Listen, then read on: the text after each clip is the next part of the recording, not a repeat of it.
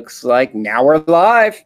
There we go. So, folks, this is Jonathan J. Owen with the Party Source We Talk Whiskey Wednesday happening here at Wednesday nights at 8 o'clock. And with me is usual face of Michael Winston, one of my favorite guys right here from Mike's Whiskey Reviews. I'm saying that right? Yeah, Mike's Whiskey Review. As simple as All it right, sounds, man. Yeah, you changed it. So tonight's topic, guys, is we are going to be talking about the bourbons in which were very not just bourbons, but whiskeys that are very influential in your life. And joining us already is the one and only awesome, amazing Vanessa Kitty. How you doing, Vanessa? We've got Joseph Arts in the chat as well as Mash and Drum. Check them out, guys. I love Mash and Drum. So here we go. You want to start with the whiskeys that were kind of very influential toward you? Sure, man. I'll go first. Go ahead. So I've told the story before on my channel, and maybe I told the first time I was on here, but for me, the big game changer was Lagavulin 16. So I was the person who would drink scotches on certain occasions and, drink beer sometimes, just kind of whatever the season was or how the mood hit me. But as soon as I hit Lagavulin 16, man, everything changed for me. Still remember the day it was Ohio State was playing Michigan. Ohio State was playing Wisconsin. I think it was about the last regular season game of the year, and Ohio State needed to win the game. Had the Lagavulin for the first time. Ohio State won big. It was a perfect day. Oh, that's awesome. We've also got a Libertarian Lieutenant in the chat right now, as well as One Sip, the awesome one and only One Sip. Love another person I absolutely love. I brought a whole bunch of them that were very influential toward me. Unfortunately, there's one of them that I can't find. And that is Elmer T. Lee. And Elmer T. Lee was incredibly influential toward me because when I tried that one for the first time, I knew I could drink whiskey. And at that time in my life, I had no choice but to learn to drink whiskey because my boss wanted me to learn to drink whiskey. At that time, I was studying to be a somm, and he said, you're better at it. So better at whiskey than wine. So when your boss says that, you do it. Let's see here. Oh, I'm sorry, Trish. Sorry that you're sick. Mash and Drum is saying, hey. We also have Craft Beer Pours, Mike's Whiskies Reviews, and we have a couple of people dropping saying, oi, in the chat here. So, no, just so you know, just so we're clear, that was an IO to my OH. But I didn't know that. All right. And so all of you in the chat who do not know, I got monetized unexpectedly. It was just, I was expecting a little bit more of a battle and long drawn out, but 2 nights ago I tuned in and it showed up at the top of my channel saying, congratulations, you're monetized. We also got Brown Water in the chat and Joe from DeShilva too. A great guy there. But I'm going to go off of what you said with the Lagavulin, and I'm going to hold up the Lafroig tin. It was actually the Lafroig quarter cask because I had drunk some scotches, but nothing peaty before, and I was still having a hard time learning, working with bourbon. And I was a lightweight drinker, and my then co-trainer poured me a shot of that and said, here, I want you to drink this and write what you think. This is unexperienced, no idea what peat was. And on top of that, drinking the quarter cask, I tasted it and I wrote, no redeeming quality to mankind whatsoever in this bottle. And, I kind of look at it as peat and Islay scotches are like Stockholm Syndrome. You taste it the first time, you say, I ain't never touching it again. And then you keep coming back because it is so good. That's a great story about peat, man. And I'm a huge fan of the Lafroig 10 as well. I tell you what, I'm in love with the cask strength version of it. I should have brought that over here. And I actually have a few bottles too. So I tell you what, we'll go 1 and 1. 1 and 1? Even though Lagavulin 16 was my first love. One that was very influential to me, because that was a text you sent me, influential whiskeys. Yes. But and that is the Lagavulin 12-year-old cask strength. I have not tried that yet. So let me tell you, the first time I ever got a hold of this, it was, I believe, the 2012 version. So I've been drinking this whiskey a while. Every year I'm super impressed with them. The reason why it was such a game changer for me was normally, if we're talking about the same distillery, usually if it is a younger whiskey, as the 12-year-old is compared to the normal 16, it's a less expensive whiskey. Now, this was a case where it was the exact opposite. It was more expensive by a good margin. You know, here in Columbus, Lagavulin 16s are around $87, where these Lagavulin 12s, when you can get your hands on them, around $120. Now, I know that's because of the cask strength, but I remember at the time thinking, well, just because of higher ABV, it shouldn't be that much more expensive being 4 years younger. But I got to tell you, if you're a fan of peat and smoke, you got to do yourself a favor and try this Lagavulin 12 cask strength. It is absolutely fabulous, regardless of which year you get. Okay, I'm going to bring it down just a little bit, and I'm going to come over to this one here. Old Forester 100. Just the Old Forester 100. You know, this was to me, this was almost 8-9 years ago when I was learning about whiskeys.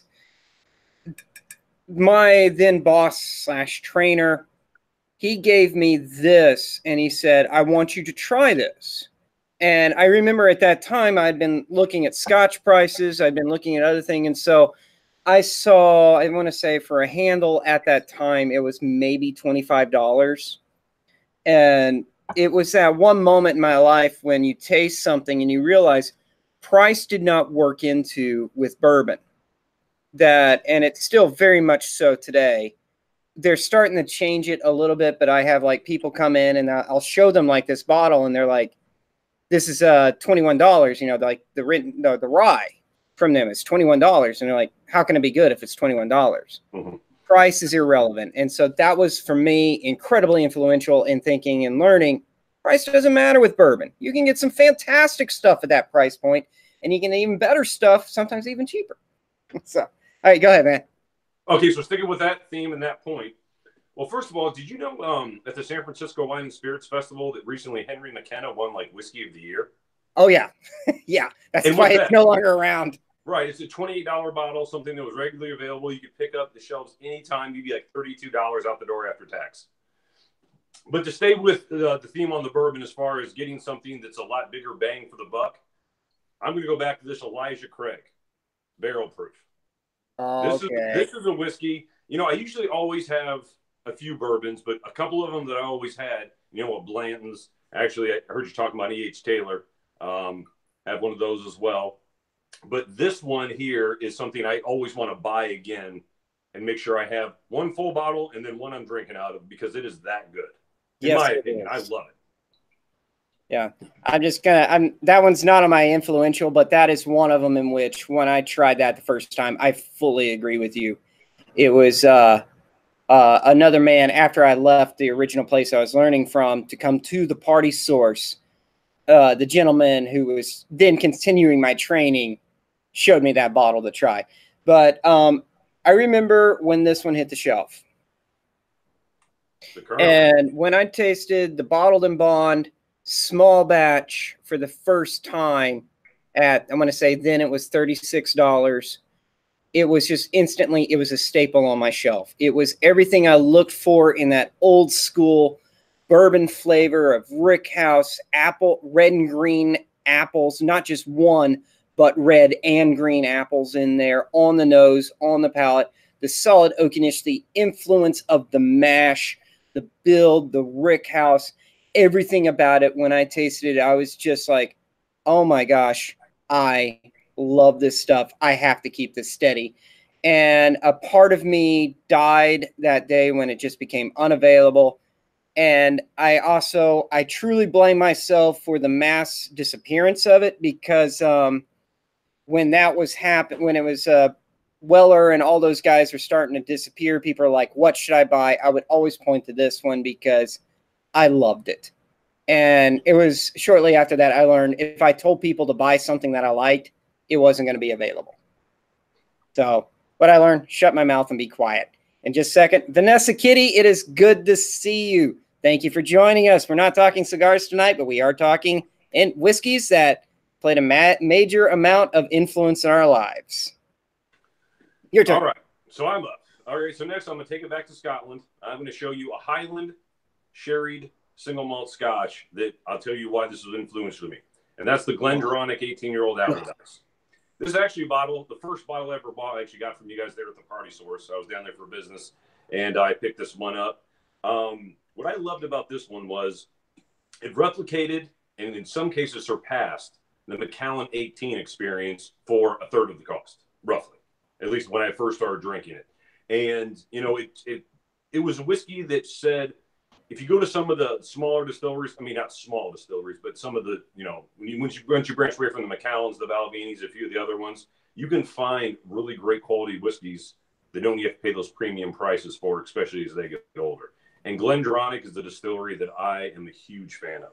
All their whiskeys, to me, are reasonably priced, and for what you get in the bottle, they're a good bang for your buck. That is a good one. Honestly, you are not far off with that at all. The Glendronach, I didn't even think of that, but the Glendronach 21 I describe as a church experience, because when you taste it, you start talking like you're in church. You're, oh my goodness, it is so good. It is so delightful. You start talking in that whispering reverence voice of how beautiful it is. Let's see here. I'm going to go over to this one here. This cemented Sazerac 18. I had no idea what I was tasting the first time I tried it. But when I tried that, I thought it was absolutely gorgeous. And I never had anything quite like it. And then later I found out how hard it was to get. And that was still when I was being trained about 8 years ago. But this one they showed to me, and the Rittenhouse, the flavor profile has changed from what it was back then.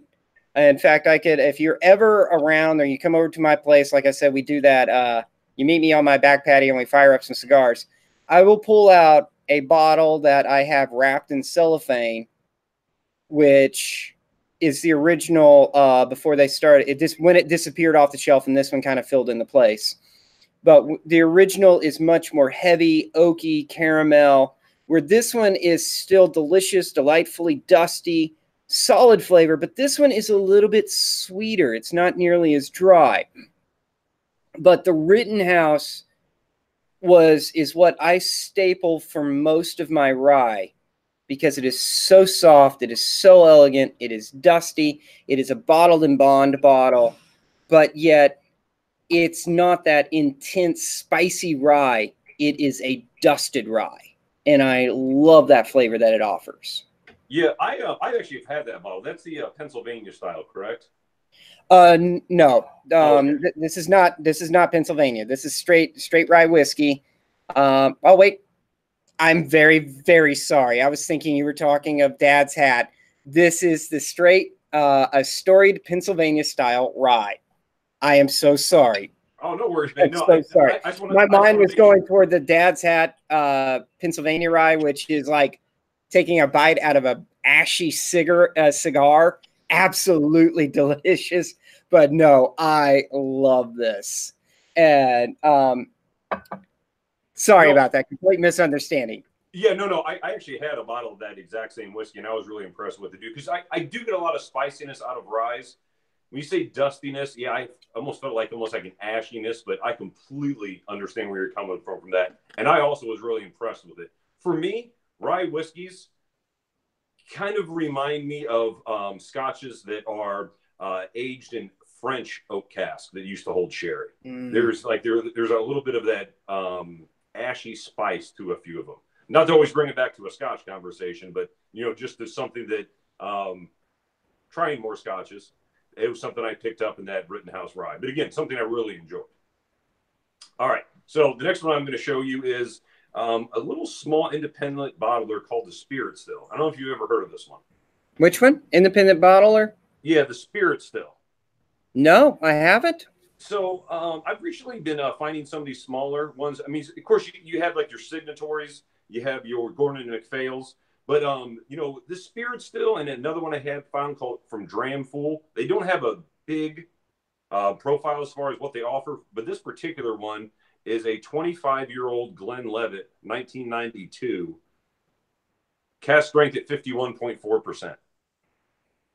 And I tell you what, I like the Glenlivet 18. I think it's decent value for the money, but I'm not a huge Glenlivet fan. And when I tried this 25-year-old single cast strength version, it was an incredible whiskey at a really affordable price. I mean, it was around $150 or something like that. So, you know, especially with scotches being that the price of them are, you know, so crazy. You know, Glenlivet has a 25-year that's probably $400 at 43% ABV. You can really find a lot of good value at some of these smaller independent bottlings. I don't know if you guys ever got anything actually at the party source from the spirit still, but it might be something, you know, worth checking into. Okay. All right. This one is my last bottle I physically have, but I'm going to pull out New Riff. This also is a double full for me, which is Private Barrels, which will be another pick for me. But New Riff, when that showed up, I was truly starting to lose a lot of faith in the bourbon industry. And the reason why was because you were just seeing younger and gimmicky whiskeys. The perfect example of this was there was this particular guy who came in and he was talking up his whiskey. And when he was talking up, he was only selling it in 375 bottles and he was charging like $50 a bottle. And what he was saying was he was using two different styles of quarter cask whiskey. The whiskey itself was only from 6 months to about 18 months. His premium stuff was like 18 months. And he was using like 3 to 6 different staves as well in there. And I would just taste this stuff, and it was just, for me, almost undrinkable.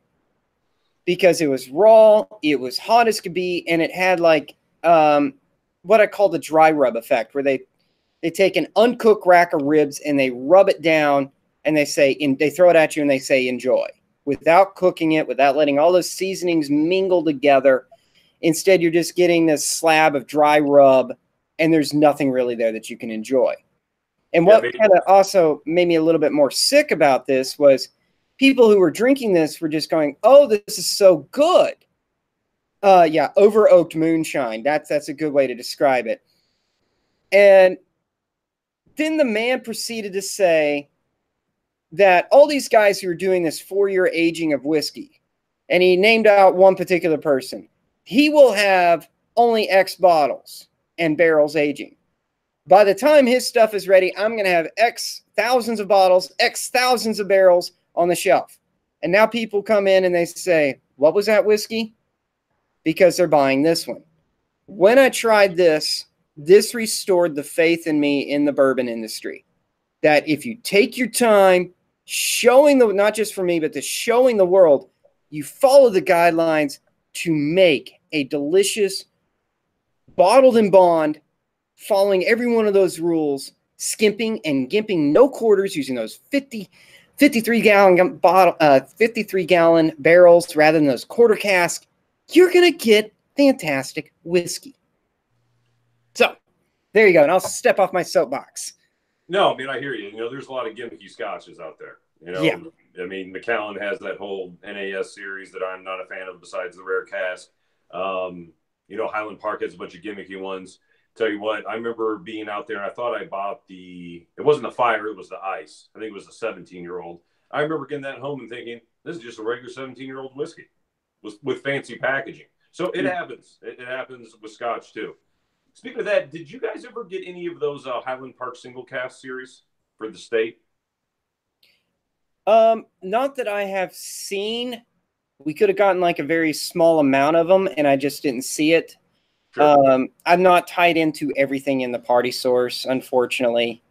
Sometimes they show up, and the second they come in, they're gone. Sure. So yeah. Let's see. The Macallan 4th edition was good stuff. Okay, that was. You know what's sad about that is I was already on my soapbox as far as the NAS Macallans, right? And a local place here, the local Giant Eagle, had 2 cases of Macallan Edition #1 for about a year and a half. and I'm fairly friendly with the store owner as much as I go in there. Excuse me, the store manager. And he said, he was like, man, I bought these Macallan Edition #1s and no one's buying them for $99, by the way. And he was like, you want to try it? And I was just like, nah, I don't want to try it. It's another non-age statement Macallan. It's not even, high strength. I'm not being duped by that again. Eggs on my face. I think only 7,000 or 8,000 of those bottles were ever made, and man, people are going nuts for those things now. Oh. But no, I know I never actually tried edition #1. I've tried edition #2 and #3. They were okay whiskeys. I haven't tried 4. Do you have any opinion on them?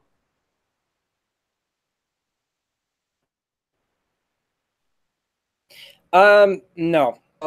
Oh, okay. Just what I've read. That's another thing is I don't always get to try everything. I do get to try some really good stuff and a lot of things that the public doesn't normally get to try. And then sometimes I have friends that will surprise with 28-year-old, 28-year-old Lagavulin. He knows who I'm talking about. And he'll leave it. He'll leave it in the chat. If also, I want to say real quick shout out to my good friend Rod. Rod from Rod J Beer Ventures. Great guy, guys. If you happen to think of it, check him out. He's a great reviewer. Like him a lot. A lot of beer reviews. Great personality. Highland Park. I'm sorry. I should have known that because in our cabinet, we had a 25-year-old Highland Park for about $500. Then we had a 30-year-old Highland Park for about $800. Then we had a third-party release, not Cadenhead. Oh, goodness. One of those third-party releasers. It wasn't Gordon MacPhail. It wasn't Cadenhead.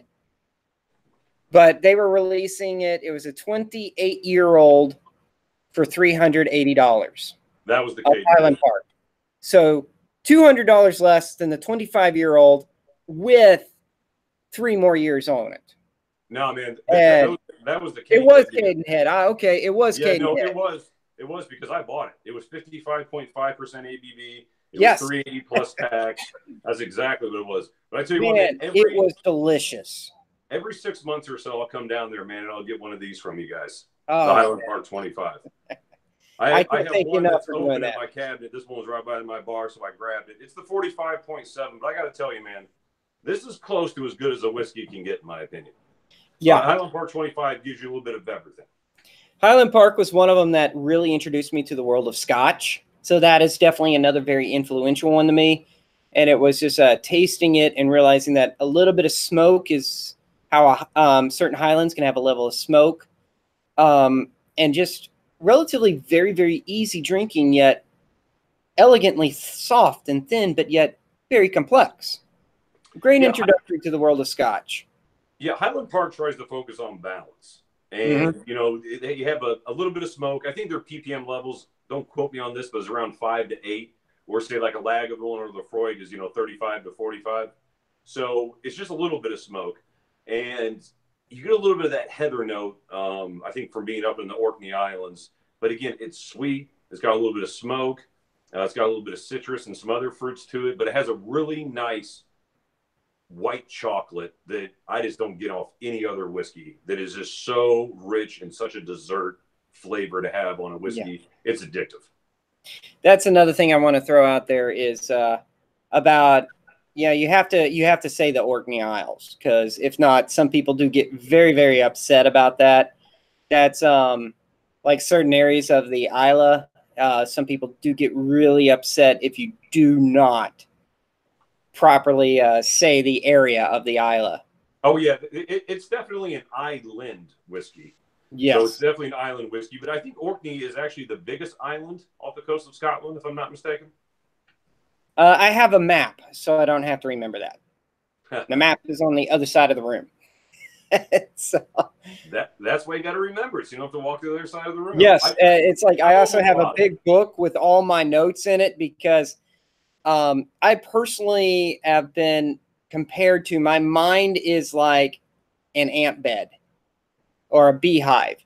And each one of those are thoughts and they're all moving around, constantly squirming and flying around. And that's just my attention span, is like, you know, they're just all over the place and, ooh, shiny kind of thing on a regular basis. That's like calling Northern Kentucky Cincinnati. So true. People get, or even worse, Bellevue and Newport. People get angry about that. Oh boy. I'm going to go back to, I was going to mention private barrels. Sure.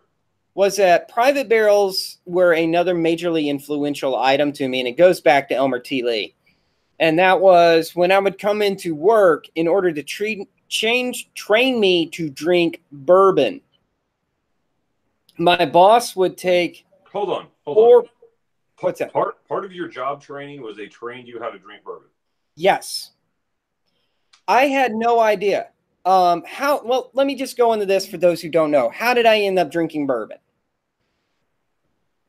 I was a teetotaler up until about the time I was 26. I didn't drink any alcohol. And then I married an Episcopalian. So I had to learn to start drinking a little. And so I was just working with wine. And I tried some hard spirits. I couldn't quite do it. So I just do wine. And during this time in my life, I took a job and I developed candies for about 5 years. So I developed quite a few candies, a little bit of based off my bachelor in science and all that cool stuff. Just doing that and playing around with it. Well, it was a mom and pop company. My wife and I had a son, and I wanted a better paying job with some better experience. And I thought, why not go in the wine? And I started studying to be a sommelier. And so I got hired at a particular store. I just walked in and said, "Are you hiring?" Like, I don't know anything about wine, but I pulled out these cards that I made. I was like, I'm learning about wine. And I put them back in my pocket. And next day, he called me in for an interview and hired me on the spot because he liked the idea that I was taking it on myself to learn it. I could barely drink whiskey. And he told me about 2 months later, he was taking me to Buffalo Trace. So I go to Buffalo Trace and I come in and there is, I'm going to say 6 bottles. There's 6 barrels of Elmer, 6 barrels of Weller. So there's 6 glasses of uncut Elmer, 6 glasses of uncut Weller, 6 glasses of cut Weller, 6 glasses of cut Elmer. And so I had 24 glasses of alcohol to go through. And this is from a guy who is just learning wine. After the 3rd sip, I swear my palate was shot. My lips were swollen. There were tears running down my eyes. I'm drinking cast strength bourbon. I'm writing my notes. And the guy walks by, my boss. He takes my notes out of my hands and he looks at what I've written. And he says, "You have a great palate for bourbon." He kind of smacks me in the arm with it to give me back. And he says, "Tomorrow, you're my bourbon guy from now on." I'm like, and the thing that goes through my head is, oh, I got to learn how to drink bourbon now. I'm not going to say exactly what went through my head there because I'm trying to be G-rated here. I hear you, man. So my introduction to alcohol and whiskeys were quite a bit earlier in life, let's say. As a young man, growing up and being in high school, anything we get our hands on. I think my first whiskey ever was Jim Beam, the white label one, which was terrible.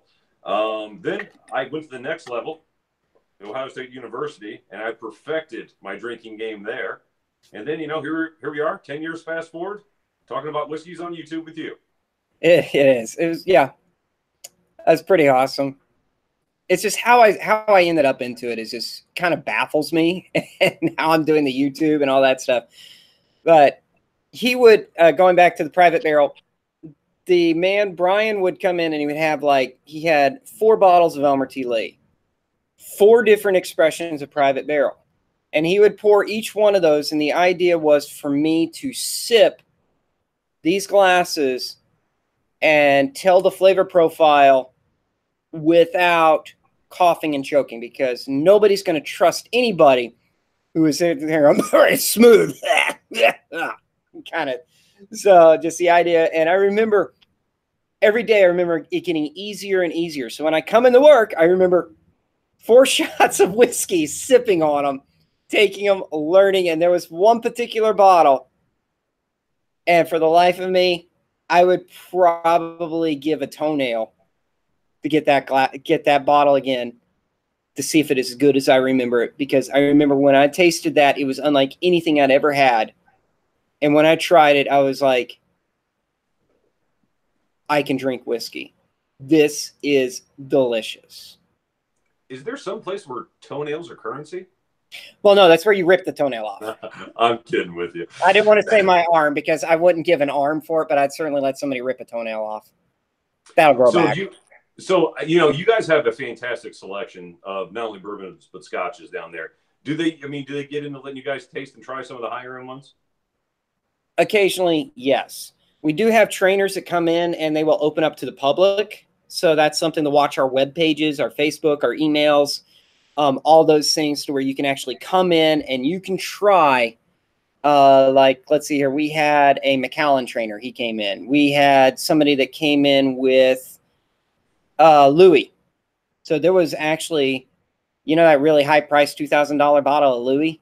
Oh yeah, the what's the Louis the 13th? Yeah, 13. Is that what it is? Yeah, 13? It was. You could actually. I don't remember how much it cost. I think it was like $65, but they would give you a full talk through of everything in that portfolio, and then close it out, letting you taste them, and then closing it out with the Louis. Man. And it was. All the time I kind of heard it was kind of a gimmick, but when I tried it, it was just like, holy cow. This is actually really, really good. Oh, yeah. And so, yes, there are times of trainings like that, but a lot of times, no. I surprise a lot of people because at times I do hit frequent bars, and I will buy shots of like the 25-year-olds that are super rare. And so people, when they come in, they're like, have you tried that? My coworkers have, and they're like, have you tried it? I'm like, I went out and I bought a shot of it. So...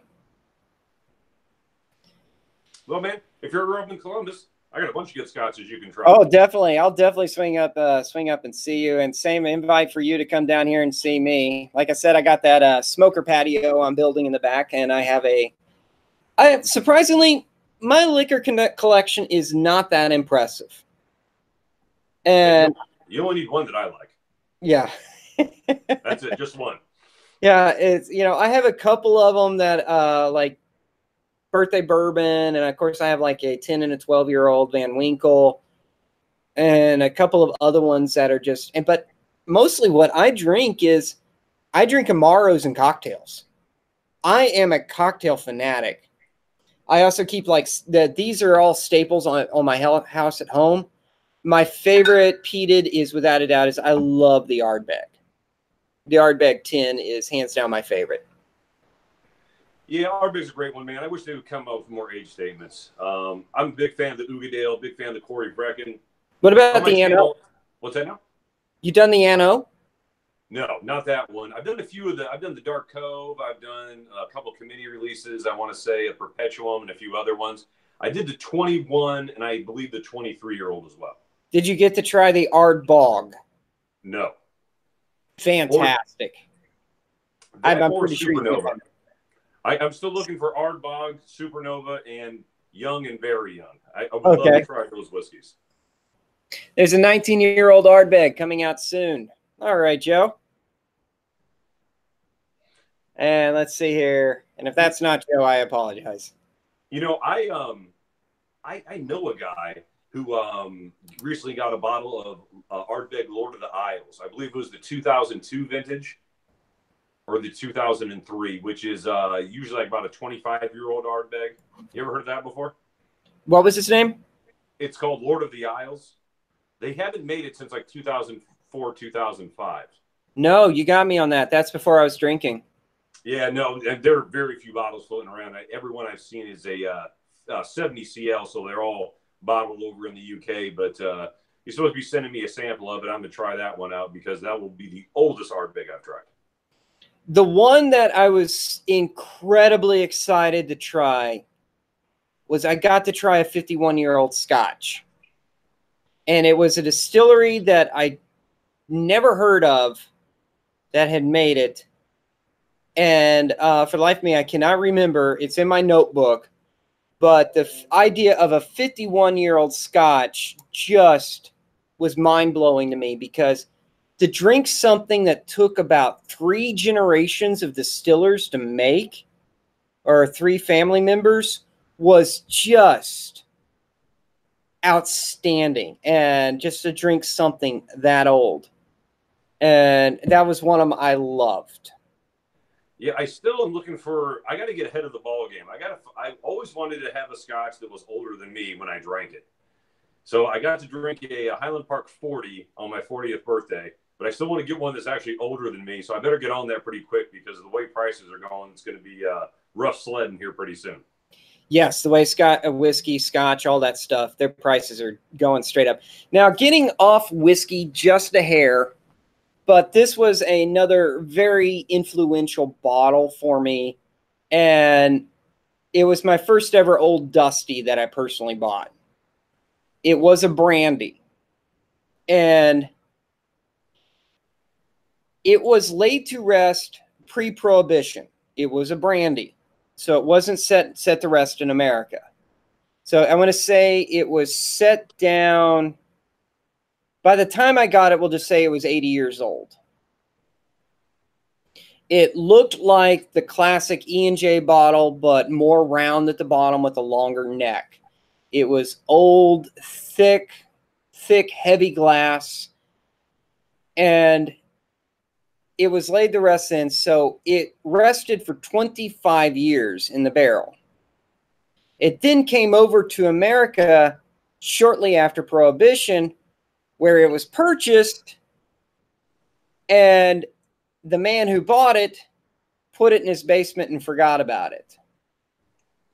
So it came to, when he passed away, the relatives got it. They gathered up all the bottles, and they brought them in, and they're like, what do we do with these?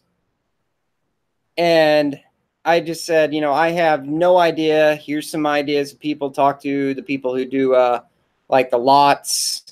And, you know, there's like these professional liquor salesmen who will do these things. I said, I don't know if it's worth it or not, but I like the look of this bottle, and if you're interested, I'll buy it off you.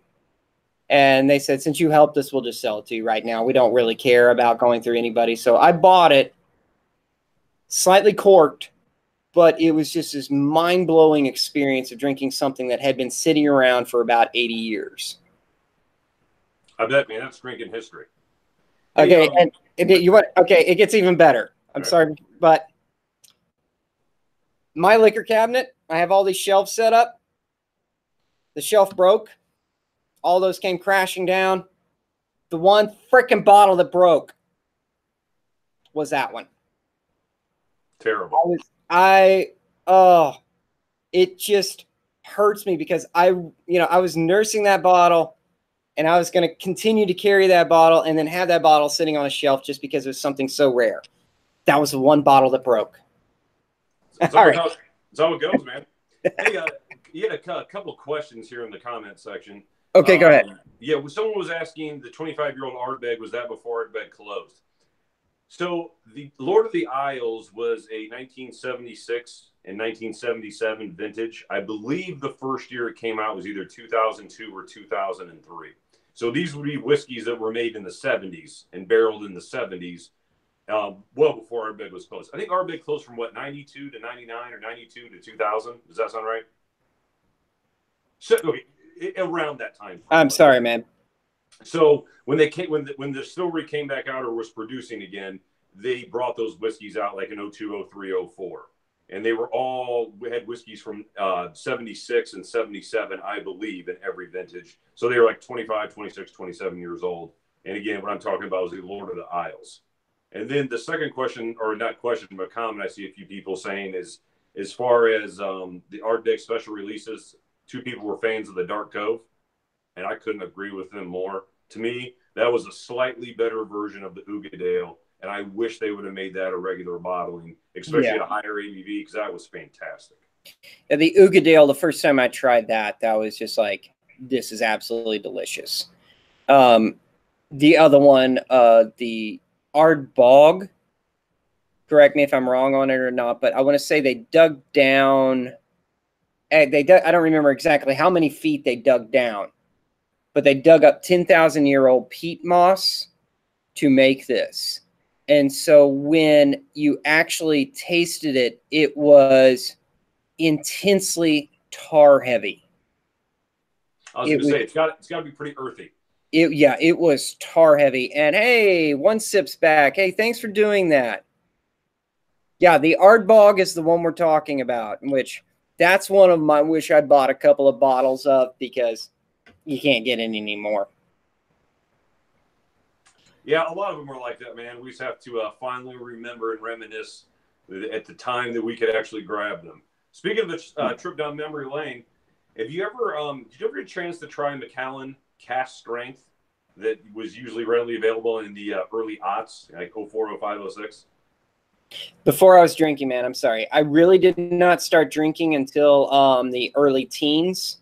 Well, no, what I mean is, it was still a bottle that, is floating around in places. Oh. I don't know if you had tried it later in life. Sorry. No, I have not. I may have, and I hate to say it, sometimes I've tasted so much stuff that sometimes, unfortunately, I may have tasted it before I knew what I was drinking. I really wish I had the knowledge now of what I had when I was drinking some of that stuff back then. And I would have certainly written down a lot more notes than I was doing.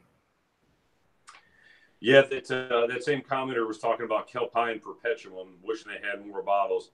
I reviewed both of those for my whiskey channel. I was definitely impressed with the Perpetuum. That's a bottle that I probably have half a bottle left, maybe a third. Probably too expensive to get another time, but that was a great one too. Again, Ardbegs are fantastic. They really are. They really are. To have these. When they came back, they used to have a 17-year-old. I think it was only 40% ABV, but I tell you what, that was a beautiful whiskey. It reminded me a lot of, not in profile, but it reminded me a lot of the old Lefroy 15-year-old. Again, in the early 2000s. If you're getting those bottles on your hand, they're really good too.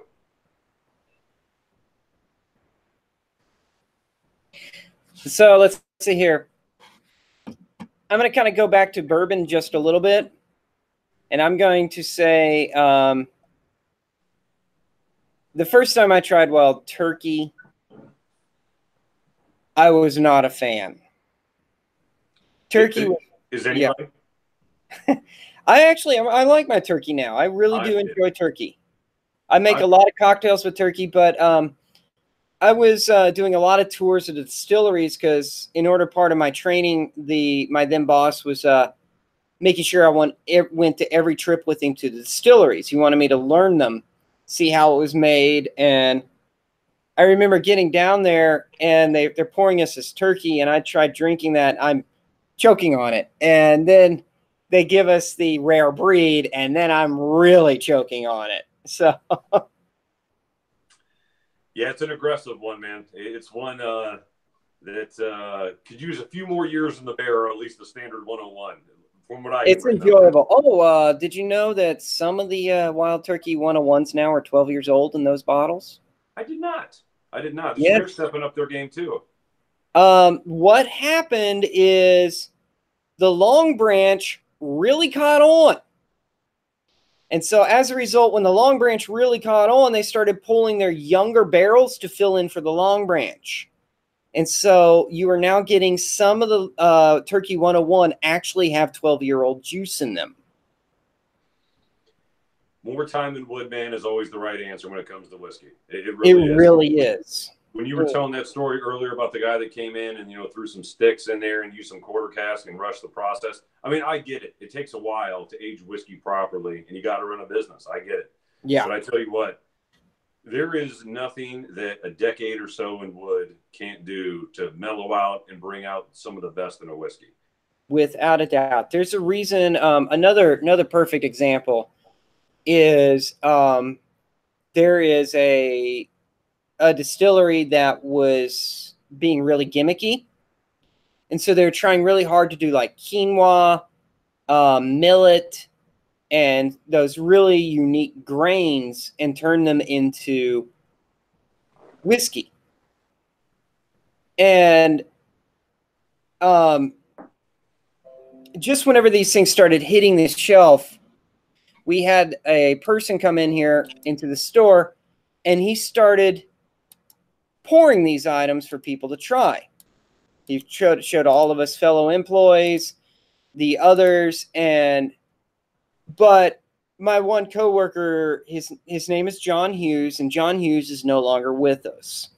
John Hughes passed away, a long battle with prostate cancer, but he was one of the biggest whiskey fans I've ever known. And this man tasted it, and he put the glass down, and he shoved it back at him and said, "That's not whiskey," and he walked away.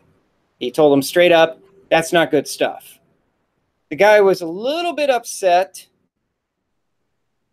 that he was told this, and we were kind of shocked that John was so blatantly rude to him.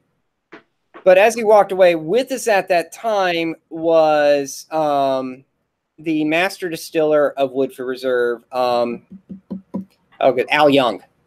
I remembered Al, but Al looked at us and he said, whenever the man walked away, he kind of went like this: "There's a reason why all these old houses only do corn, rye, and wheat. We tried that a long time ago, and we learned our lessons not to do that." Yeah, man, I tell you what, good whiskey to me is like good comedy. I'm a big fan of, stand-up comics. Columbus is pretty good around here. We have a few places you can go. But the analogy, comedy is like good whiskey. If something's funny, it's just funny. And you know that because you laugh. If there's a good whiskey, you know it's good whiskey. You may not be able to pick out all the flavors. You may not be able to tell why in the maturation process you like this whiskey. You just know you like the whiskey. You know you like to taste the whiskey. You know a joke's funny because you laugh. It doesn't have to be any more complicated than that. That is so true. It's good to see you, Thrash. Thanks for joining us. We also got Junkin1. Sup, buddy? We also got Wet Dream in the chat. It's good to see you all. Thanks for dropping in. Right now we're kind of talking about the most whiskeys that were the most influential toward us. And so we've kind of been hitting a bit of them all. However, I am going to ask you this question mostly because I know you're a huge, huge Scotch fan. And just a second, Craft Beer Pours, good to see you, buddy. Hey, it is so good to see you, man. But what are your thoughts on good old rum? How do you feel that is going to be in the next few years? Well, I don't know a ton about rum. As far as mixers, yes. I was actually a guest a couple times in a rum club with a bunch of guys from the Dominican. So they take their rum extremely seriously. And I worked with one of the guys, so I got to come one time. And what they said was, well, everyone brings, a little bit of rum with them. So I went to the liquor store, picked out the most expensive bottle of rum I could find. It was $50, $60. It was Beluga or Balaga or something like that. Beluga? Yeah. So it's the nicest one I could find in a nice liquor store. So then here I come to this little get together, which I was never invited back. And these guys had $200-$300 bottle of rum. They were drinking either neat or with a splash of water. Or one guy I think had an ice cube. But if rum is done correctly, aged for a long time, just like anything else, it can be incredibly sweet, syrupy, candied drink. So very true. I am seeing a lot of old school whiskey drinkers making, especially bourbon, making that jump over toward rum now. And why, in my opinion, why I think that is, it's the sweetness of it. Yeah. So, for me, as you said before, I'm a big Scotch guy.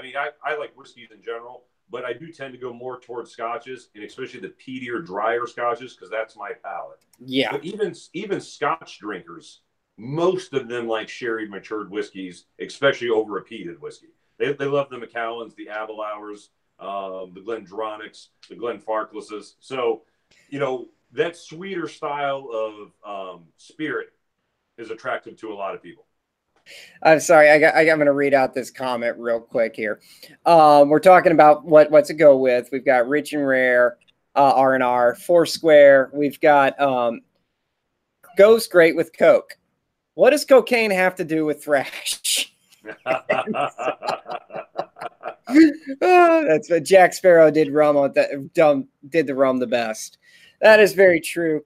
Rum can be, man, you try drinking an agricole, you try drinking a casacha, and you're unprepared, expect flames to shoot out of your nose. It is intense. And yes, people are getting priced out of bourbon. That is unfortunate and very, very true. Right now, rum is still very inexpensive, and you can get same with oh goodness, what is it? Armagnac, Boss Armagnac. You can get 25-year-old Boss Armagnac for about $100 to $120. 25-year-old, and it's delicious. You can get a 24-year-old minimal rum for $3. Yeah, I got to tell you what, man. Whenever I hear that people are getting priced out of the bourbon market, I'm not saying you're wrong. I hear that a lot, but I always think the same thing. If you guys were in the Scotch game, I tell you what, you would have a completely different opinion on what's expensive. Here locally in Ohio, we just got our lottery for Eagle Double Rare. So we all $2,000 for that. Yeah, man, I know. Yeah, that's basically a Lagavulin 25 or a Macallan 25. That's what they cost. Yeah, that's just like when they said 20-year-old bourbon for $2,000. My response was very politely like, "Really? When did it become like this?" That's just something I have not quite, my brain just is not quite wrapped around it, because I get really upset when somebody gives me a 10-year-old bourbon and they say, "Oh, this is $110. Like, 10-year-old bottles are sitting on the shelf for $34 right now, if you can find it with the age statement. Yeah, but you know what? More competition is good, man. I mean, it really is. Yeah, we've also got Bumpy Road Brewery in the house. Thanks for joining in. Yeah, it's a hard pass on me. I know that the Cantor looks really, really cool, but that's no excuse for me to buy a $2,000 bottle. Yeah, it has to be really, really good for that type of money. I mean, it's got to be, something you buy that you have for the next 10 years. Yeah. I also just kind of to go off of our feelings of this, Eddie Russell was complaining about the Wild Turkey Decades price point to us. He said no bourbon is ever worth that amount of price. And then he just looked at us and said, "Those goddamn marketers." Okay, you know what? One of the commenters, and this is the usual suspect that's, giving good information here. I'm not sure who DHSILV2 is, but I'll tell you what, whoever that person is has had some good comments, and I didn't realize how expensive some of these bourbons were. So he was just saying he bought just bought a 227, just paid $227 for a 16-year-old bourbon. That is pricey. I'd love to know what bourbon that is. I would like to know that too. There's a few of them I'm suspecting, but we'll see. Kentucky Owl is 230. That's past. Yeah, that is an 11-year-old. And I know that it's common thinking for us old school bourbon drinkers to kind of look at this and think, I really don't want to spend that much for something so young. But we kind of look at the Scotch line, and they've been doing that for a long time. And unfortunately, I'm just kind of saying it's the way of the beast. Yeah, well, it depends what it is. Oh, it was a Heaven Hill Williams Heaven Hill. Oh, okay. I did not get to try that, and so I'm kind of curious. Have you had the chance to try it yet? I have not. Okay. Black Booster whiskey is the best from Calvin Young. I'm not familiar with Black Booster. Yeah, so the same commenter it was talking about that Heaven Hill. They were saying I could pick up a Glendronach 18 for $180. I mean, yeah, there's some online shops that still ship to Ohio. I think one's like Bev Max. I can't remember what the other one was that I frequent. I'll find the Glendronach 18 for $120 on some of those websites. You got to pay shipping, but usually I can get it delivered for about $135 or so. Okay. Yeah, that's the thing with Kentucky is we can't get shipping to us. I used to order some things like that. That's when I had a friend who lived in Ohio, and I would order things like that and have them shipped to him. And he would just, since Ohio is literally a stone's throw that way, he'd just come over and bring it over to me. Yep. No, I know you guys are. It's a little stricter there as far as what you guys can have, and it's getting stricter in Ohio too. But again, there's still about a good dozen places where you can order offline, and they'll FedEx it to you. Yeah, some places are. I mean, it's like some laws are getting tighter, but other ones are getting looser. And one of which is like, we can deliver. If you have a proper license, you can deliver. You can't ship, but you can deliver. All right, man. And there's also, what's that? So here, after we get off, man, I'm going to give you my credit card. I want that Brook Lottie Black Art 23-year-old running up here to Columbus for me. What do you say? Well, it's Kentucky only that we can deliver. Rules, man. I know we can't cross the river. It's a whole different area. It's really unique to see it, and just how well that the states do not play together. When it comes to alcohol, it's like these claws come out and these quick little barbed wire fences with razor wire pop up all over there, and it's like, liquor, state lines kind of thing.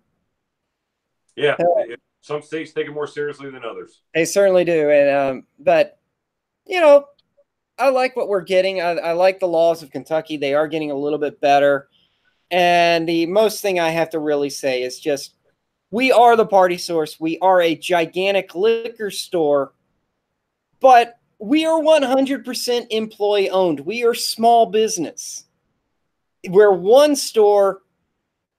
We do have about 100 employees, but everybody who works here is an employee owner or has the potential chance to become an employee owner. And so when you are shopping or supporting us, you are literally supporting mom and pop. And it's really, really awesome. Just somebody wants to come in the store, I want to talk to the owner. I can say, that's me, that's that guy, that's that guy. That gal over there, that guy scrubbing the toilets, that's the owner. And it's wonderful. Well, let me tell you something, man. I support you plenty. I appreciate it. I come down about at least 6 times a year. I'll come down, and I come down. I walk over to that Scotch case, man. I put a little dent in that thing, go down the aisle, pick out a few more. So I am definitely somebody who is a big supporter of what you do. That's awesome. Okay, so Calvin Young is saying Black Booster is a cheap whiskey that comes in a gallon jug for, I want to say that is €5. I'm going to have to Google that one, see what that is. Cindy B would like me to tell you I thumbed you. Thank you very much. No fun at all, says, okay, I'm actually going to pull up that whiskey you just talked about there. Black Booster. Okay. Kind of curious on that one. Hey, here's if you're buying whiskey like by the jug, it's like buying wine in a box. Oh, okay. I'm sorry. Real quick. One of the reps came in today, and one of my coworkers saw it, and he's like, "Oh, God, no. God, no. God, no." And he kept saying that over and over again because he pulled out tequila in boxes. Box tequila. So it will have basically a poly bag inside, or like a plastic bag inside. Like the black box wines or those boxed wines. Instead, it is tequila in a black box. Maybe, hey, I'm sure that has its market. I'm sure that has a niche somewhere. Okay, I would love to start a Tequila Tuesday, but Tuesday is spoken for, Spad. It is Tuesdays are our smoking review night. That is from 5:30 to 6:30. We do cigar. We are doing live streaming at our annual cigar festival that happens every night, every Tuesday, and it's been considered to be the largest and longest running cigar social gathering in America. And it is every Tuesday night, weather permitting. And the only way that the weather is not permitting is if it has rained so much that the Cincinnati River, Ohio River, is too high for the barge to float on. We're out there, and I'm doing those live streams with it. We have great times. Check it out, please. It's from 5:30 to 6:30. All right, man. Let me tell you about some of these comments. First of all, okay. D2 down here, he says, one day I'll be drinking 20-year-old scotch out of one of these boxes. Man, I hope so. I hope it gets to that point. I got to tell you what, man, Joseph is asking you an interesting question. I'd like to get your feedback on this, especially since it affects me so greatly. All right. Man, that would be if we had a surplus of it so much that they were putting it in the boxes. That would be awesome. I mean, I could just see like they invent like, you know, the beer hats, but instead it's just one that holds the two boxes for you to run a hose to your mouth.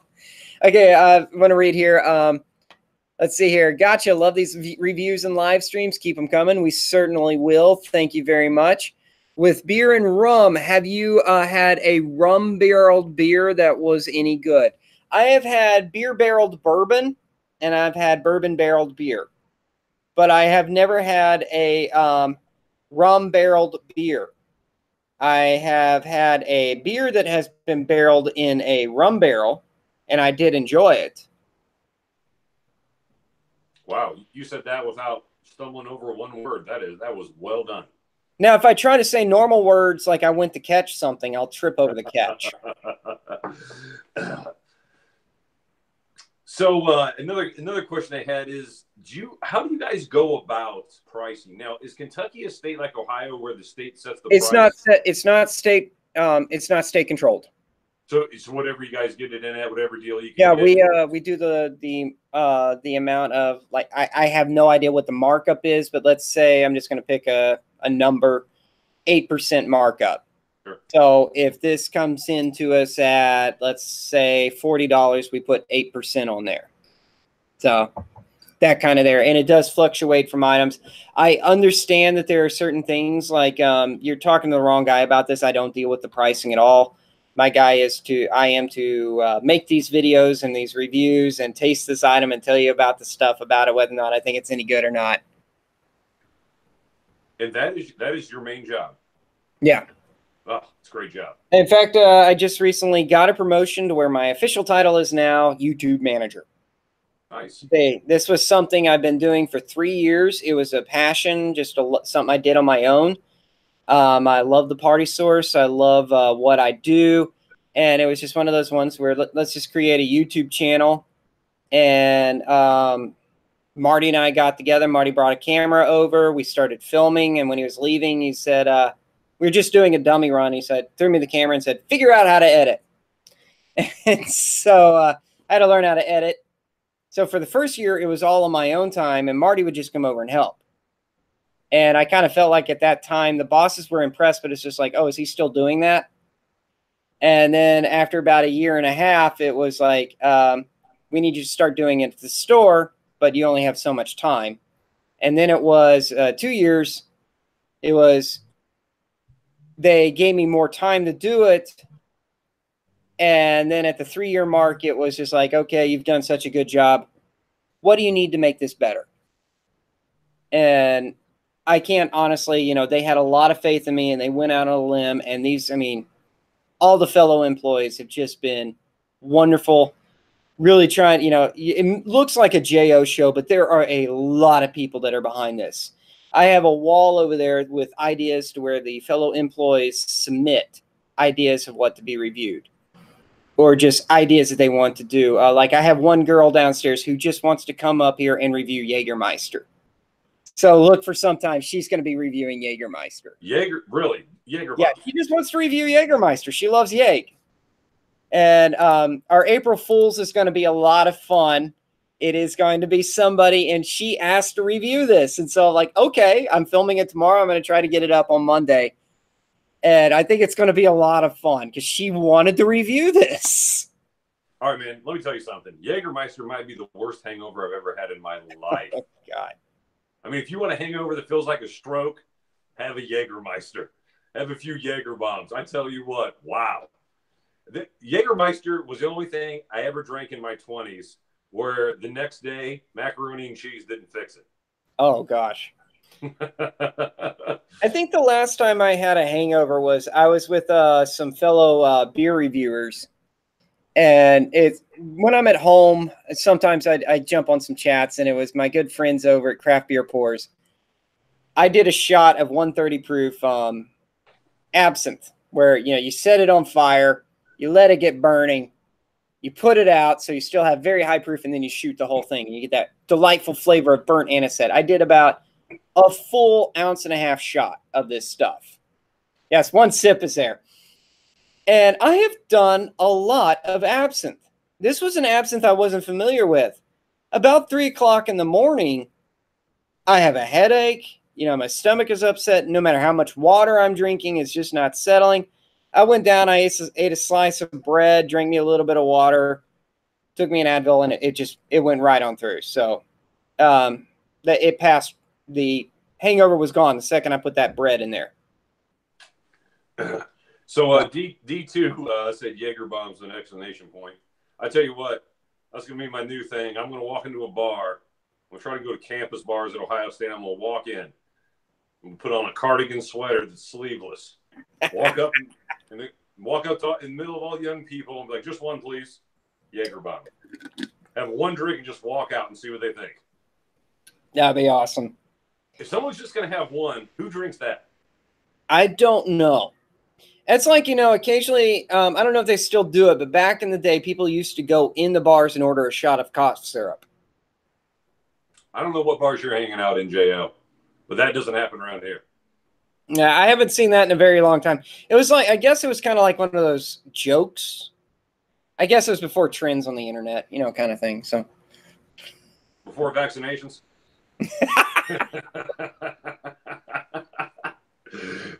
That's what people went to go get better.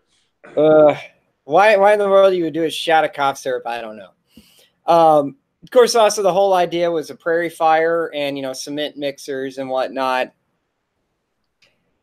Used to have a bar that did a bud and a bomb for $5. Had to carry a few girls home after that. Who is this person, D2, man? They say D2 is a local on all these whiskey sites.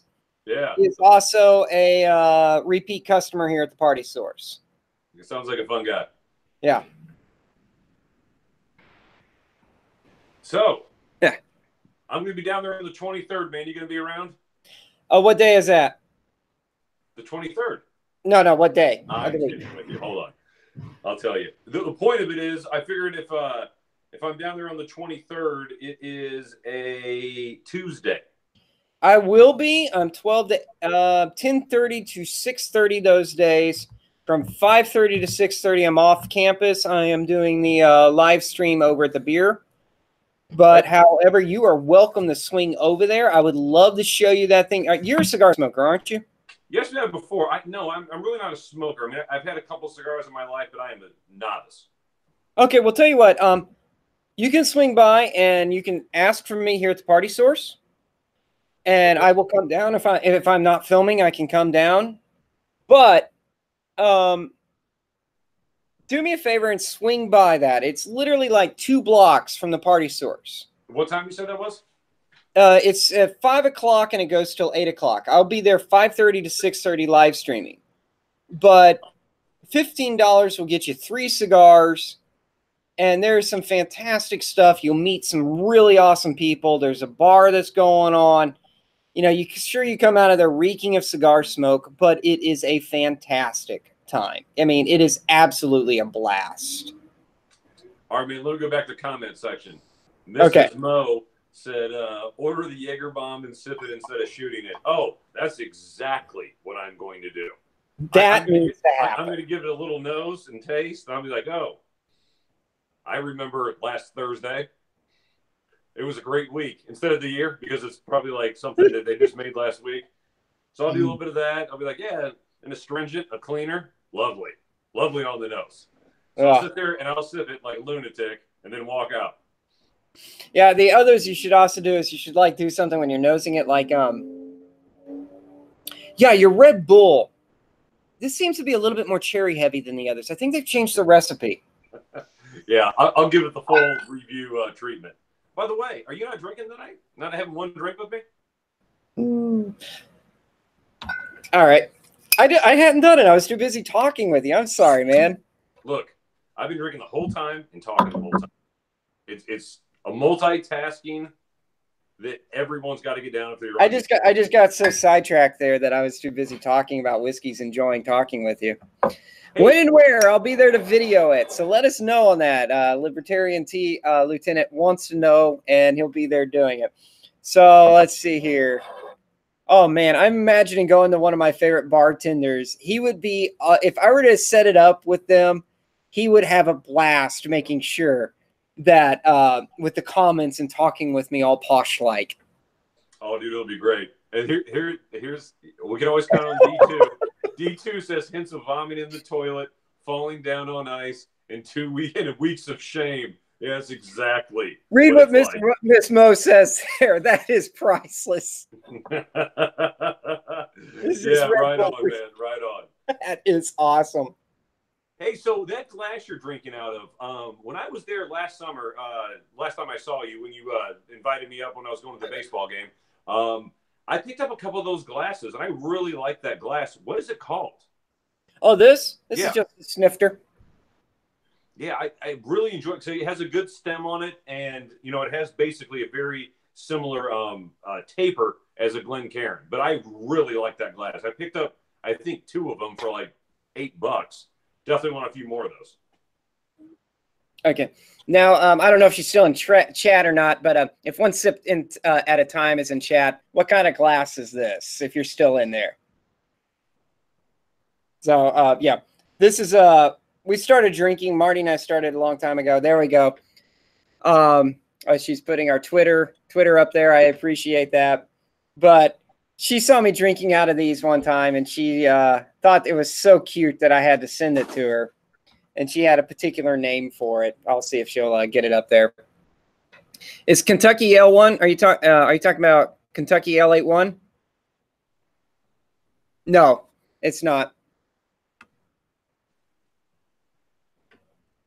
So one sip at a time, is that someone that also works with you? Someone that supports No, one sip is actually part of a beer family that I am with, a beer YouTube family.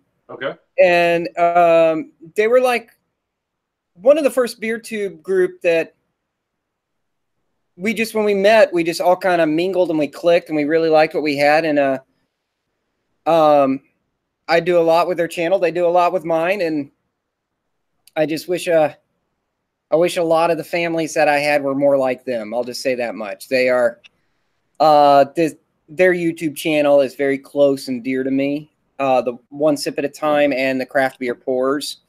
I love what they do, and just very, very good friends. And I hope to go visit them when I end up in Connecticut later this summer, because they live in the Massachusetts area. And we're planning, we were talking of the live stream to end all live streams. Yeah, no, she's just been, very active on the stream and everything. I thought maybe maybe someone that works for you, but she's definitely very thorough. She takes this on herself to do this, and I am truly grateful for her. I really am. So thank you very much. Yeah, no, that's a solid effort right there. It really is. So what do you think? First sip time, is it good? What's that? What do you think? Oh, this is wonderful. The Taylor, the oak, God, it's just so good. It's just, man, I get apples, I get vanilla, I get that famous apple pie. God, the vanilla and the oak, the chard, it's just so mellow, but yet so heavy on the mash, and it's just delicious. Wears his bottle and bond like a glove and a badge of pride. Now, let me ask you, man, do you like having 2 glasses of two whiskeys that are different at the same time and kind of go back and forth? Yes, I love doing that. And another trick that I love to do is just kind of showing how crazy and esoteric Jo is. I will take 2 glasses of the same cocktail. Like, let's just say I make a Manhattan, and I will use the same bourbon but different vermouth or a different set of bitters, just to see how they are, and taste them neck to neck to see how I like them. Try to make them exactly the same except for that one ingredient. Yes, only 2, never 3 or 4. All right, you ever mix 2 whiskeys together and make your own little blend? Yes, I have a couple of fun experiments where I've done that before. All right, let me give you what's that? Let me give you a good one since you like Lafroig. Okay, go ahead. 2 parts Lafroig 10 cast strength. Okay. 1 part Lafroig 18, 48% ABV. Okay. I'm telling you what, that 18-year-old, just a dab of it in there with the aggressiveness of that cast strength 12, that may be one of my favorite Lafroig drinks, period, and I'm a huge fan of Lafroig. Okay, fact, let's have a little bit of fun here. I'm going to use just a little bit, 1 part. Yeah, just one part. Take one something part Taylor here that's close. Does that make sense? Now we're going to take about a half part. You know, we're not even going to do a half part. We're going to probably do a quarter of Lafroig here. Because again, it's different. And so you can mix it up a little bit. And shockingly, Lafroig 10 goes with quite a few things. Now, I'm also going to bet this is going to open up a whole bunch with a splash of water. So before I do that, man, I'm already smelling it over here. What are you getting on that nose, man? Smoked apples, applewood bacon. A little bit of spice there. You got some cinnamon going. Get past that smoke. Yes. French toast and bacon. Yeah, like a spicy cinnamon apple that's baked almost, isn't it? And that's what you get. Oh, my God, that is wonderful. And that's what you get with mixing Lafroig 10 with something sweet. You know what I mean? It's peanut butter and jelly. It's soft and it's, you know what I mean? It's spicy and it's sweet and it's peat. It's kind of one of those things where people are scared to do stuff like this. It's like, you know, saying, putting, you know, I'll never put water in my whiskey. I'll never put Coke in my whiskey. Why not? Yeah. Yeah, you're already drinking. What's the risk of this at that point? Yeah, just have some fun. 2 different cocktails. In fact, one of the most amazing single barrels I ever had was a blend of 2 different Woodford Reserves, and it was made by a bartender. I swear that thing was like drinking a pre-made cocktail. All right, I'm going to give you another good mixer. Okay. I know I'm beating the Scotch drum with the mixers, but this is all I got to go with. All right, so you take Ardbeg 10, all right? Okay. That is very, you know, you got Ardbeg 10 is peat, got that ridge of vanilla, and maybe some lemon and lime. To me, that's Ardbeg 10. Am I close for you? Peat, Ardbeg 10? I know. So to me, Ardbeg 10, it's peat, it's lemon, it's lime, and it's vanilla. Like those are the main flavors that I get off that. If you throw a little bit of a Lagavulin 12, just a little bit, into an Ardbeg 10, it makes it sooty where it wasn't before. And those 2 ones are a nice mix too. Oh, wow. You know what? I hate to do this, but we have gone overtime because I was just kind of enjoying hanging out with all of you guys. We Talk Whiskey Wednesday is now at 8 o'clock to 9 o'clock. We went a little bit over because we're having so much fun. That's probably going to happen as well on a regular basis. But this is Billy from Michael from the former Billy and Michael's Whiskey Review. But now it's just Mike's Whiskey Review. All right, yeah. Let me help you out. I'm still Mike. It used to be Mike and Billy's Whiskey Review, but yeah, I've gone solo for the last year or so. Mike's Whiskey Review. Do me a favor and drop a comment real quick in the chat. So people, if you want, check them out. And we will be back next week. We're going to go ahead and see about signing off very, very soon, and like in the next 2 minutes. But I would love if you guys in the chat right now gave us something to talk about next week. And that would be truly awesome. There's a lot of stuff we could cover. You know, if you want to see more about rums, you want to know more about Scotch, you want to know more about rye whiskeys, just leave it, and we'll see about going from there. And I appreciate not getting the topic dropped on 5 minutes ahead of time. So it works. Yeah, that'd be nice. So we have a week to prepare. If not, if there are no takers into what we'll be talking about, we will. I'll drop it in the title next week. Still waiting on a taker to see if somebody's gonna. There we go. Best bourbons for under $30. That is always an awesome topic. Are you up for that? Henry McKenna. And entry level scotches. Okay, so don't give them out yet. No spoilers. All right. best bourbons for under 30 and entry-level scotches. Those are two wonderful topics. So that's what next week's topic is going to be about. You willing to join me next week? Yeah, absolutely. I'll tell you what. I'll take the entry-level scotches. Okay. And then you take the bourbons. We'll go from there. All right, guys. And we'll see if Whiskey is My Yoga will join us next week. Leslie McBride. She had a prior appointment. Guys, you all rock. Thank you so much. Scotches that go best with sweatpants. All of them, my friend. All right. I'll be there. Take care, guys. See you next week at 8 o'clock. Cheers, and have a great